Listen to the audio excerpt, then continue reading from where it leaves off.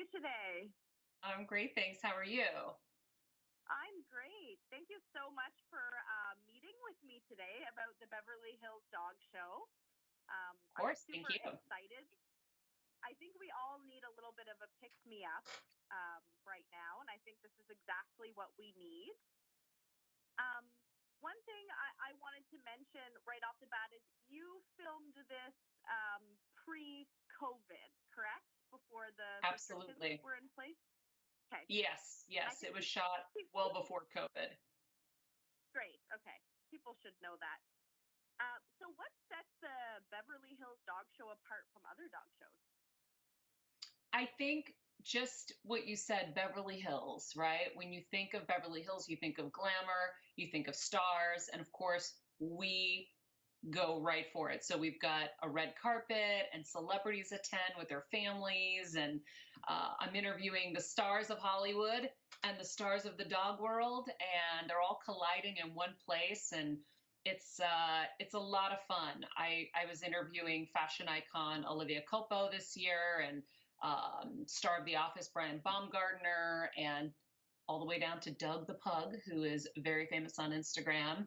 So yeah, tons of stars, and it's a fun fur-filled event. It's family friendly, so it is a nice thing for us all to be able to get together. And we're all home, so we need some good family friendly programming. And getting your family together and your pets to watch and root for your favorite breed is always so much fun.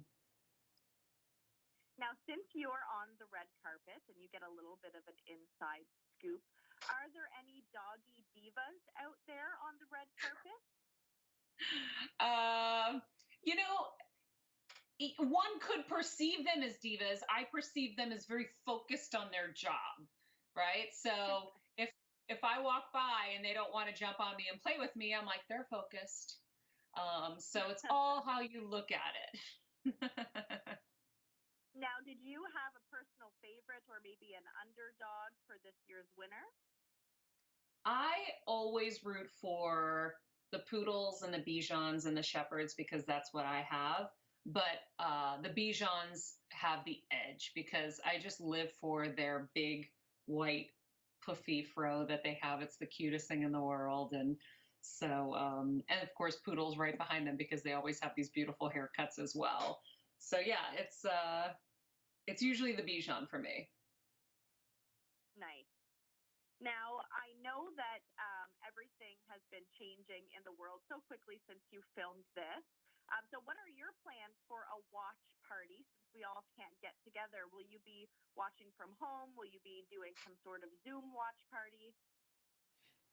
So we will be watching as a family with my parents and my husband Kevin, and of course our dogs and my parents' dog Beethoven. They have a little Tibetan Spaniel. So we'll all watch together, and we'll see with you who is crowned the winner. Have you had a lot of changes since COVID with your family? How are you guys all coping with all this?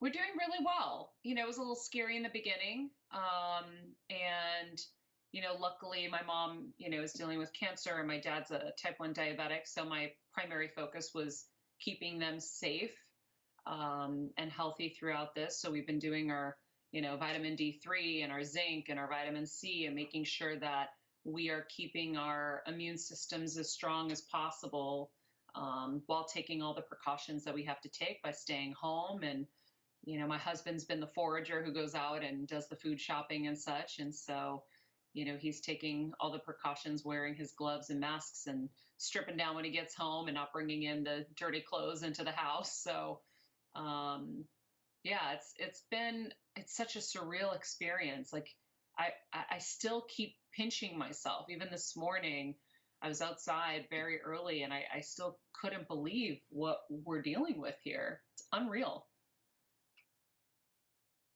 Now, I know you can't see us right now, but my dog Hazel got all dressed up to impress you. She's wearing Oh, her will you coat. take a picture and Yeah, social it so I can see? I did. I put her up on Instagram and I tagged you.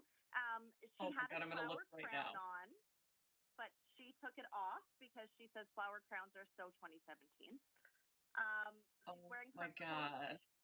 her coach Scarf. She wants to know, even though she's not in Beverly Hills, what Okay. does a dog got to do to become a canine correspondent for the Beverly Hills Dog Show? Ooh.